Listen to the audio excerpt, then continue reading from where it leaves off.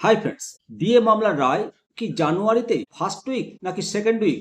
Supreme court খোলার আগেই বড় ইঙ্গিত দিয়ে দিল। কর্মচারী নেতৃত্ব 2025 সাল শেষ, সেই সঙ্গে পাল্লা দিয়ে পারও চড়ছে সরকারি কর্মচারীদের। মহার্ঘ ভাতার দাবিতে দীর্ঘদিনের আইনি লড়াইয়ের শেষ কোথায়? সুপ্রিম কোর্টের রায়ের দিকে চাতক পাখির মতো আমরা সবাই চেয়ে রয়েছি। লক্ষ লক্ষ সরকারি কর্মচারী, শিক্ষক, শিক্ষিকা এবং অবসরপ্রাপ্তরা বর্তমানে সুপ্রিম কোর্টের শীতকালীন ছুটি চলছে, কিন্তু নতুন বছর পড়লে কি কাঙ্ক্ষিত রায়টা আসবেই? এই আবহে ডিএ মামলার রায় নিয়ে গুরুত্বপূর্ণ মন্তব্য করেছেন কনফেডারেশন অফ স্টেট গভর্নমেন্ট এমপ্লয়িজের সাধারণ সম্পাদক মলয় মুখোপাধ্যায়। মলয়বাবু জানিয়েছেন যে বর্তমানে দেশের সর্বোচ্চ আদালতে উইন্টার ভ্যাকেশন চলছে। আগামী 5ই জানুয়ারি আদালত খুলবে। এমত অবস্থায় প্রশ্ন উঠছে যে আদালত খোলার পরপরই কি ডিএ মামলার রায় ঘোষণা হবে? এই বিষয়ে এক সাক্ষাৎকারে মলয়বাবু আশা প্রকাশ করেছেন যে নতুন বছরের শুরুতে ডিএ মামলার নিষ্পত্তি হতে পারে। উনি জানান যে জানুয়ারি মাসের ফার্স্ট উইকে যখন সুপ্রিম কোর্ট খুলবে সেই সপ্তাহে রায় আসতে পারে, অথবা তার পরবর্তীতে রায় হতে পারে। আমাদের অনুমান রায় হয়তো এখনো সম্পূর্ণভাবে লেখা হয়নি। এই শীতকালীন ছুটির মধ্যেই সেই রায়টা লেখার কাজ সম্পন্ন হতে পারে। তাই জানুয়ারি মাসের ফার্স্ট উইক বা দ্বিতীয় উইকে রায় প্রকাশ হওয়ার সম্ভাবনা প্রবল।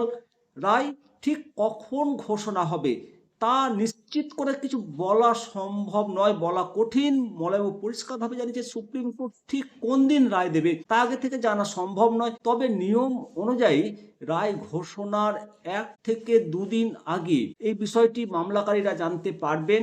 উনি আরো বলেন যে কর্মচারী সমাজ দেখেছে যে আমরা কিভাবে আইনি লড়াইটা লড়েছি। আমরা সবসময় চেষ্টা করেছি যাতে দ্রুত ডিএ মামলার রায় বেরায়। কনফেডারেশনের সাধারণ সম্পাদক এই মন্তব্যে কিছুটা হলেও আমরা আশার আলো দেখছি।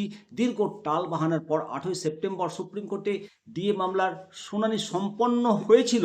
মাননীয় বিচারপতি সঞ্জয় কারোল এবং মাননীয় বিচারপতি পি.কে. মিশ্রের বেঞ্চে এই শুনানি সম্পন্ন হওয়ার পর রায়দান রিজার্ভ রেখেছে। তারপর দেখতে দেখতে 3টে মাস শেষ হয়ে গেছে, কিন্তু রায় বেরায়নি। এই বিলম্ব নিয়ে বিস্ময় প্রকাশ করেছে কনফেডারেশন অফ স্টেট গভর্নমেন্ট এমপ্লয়িজের আর এক শীর্ষ নেতা শ্যামল মিত্র।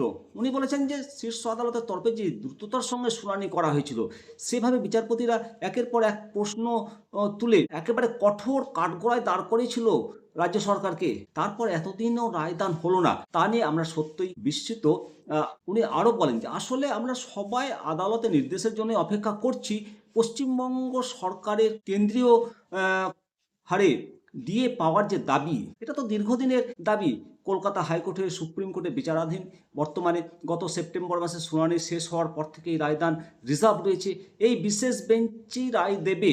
এখন দেখার বিষয় যে জানুয়ারি মাসের ফার্স্ট উইক কি সেকেন্ড উইক, এই যে প্রতীক্ষা তার অবসান হয় কিনা। রাজ্য সরকারি কর্মীরা থেকে শুরু করে শিক্ষক, শিক্ষিকা এবং পেনশন হোল্ডাররা সকলের নজর 2026-এর ক্যালেন্ডার দিকে এবং সুপ্রিম কোর্টের কজ লিস্টের দিকে। অবশ্যই হবে হবে জয়, দৃঢ় প্রত্যয় এবং আদালতের রায় সবাইকে মানতে হবে। আইনের ঊর্ধ্বে কেউ নয়, রাজ্য সরকারকেও মানতে হবে। আর ডিএ কেন্দ্র হারে দিতেই হবে। ভালো থাকবেন। অবশ্যই আপনাদের বলিষ্ঠ মতামত কমেন্ট সেকশনে করবেন। জয় হিন্দ, জয় ভারত।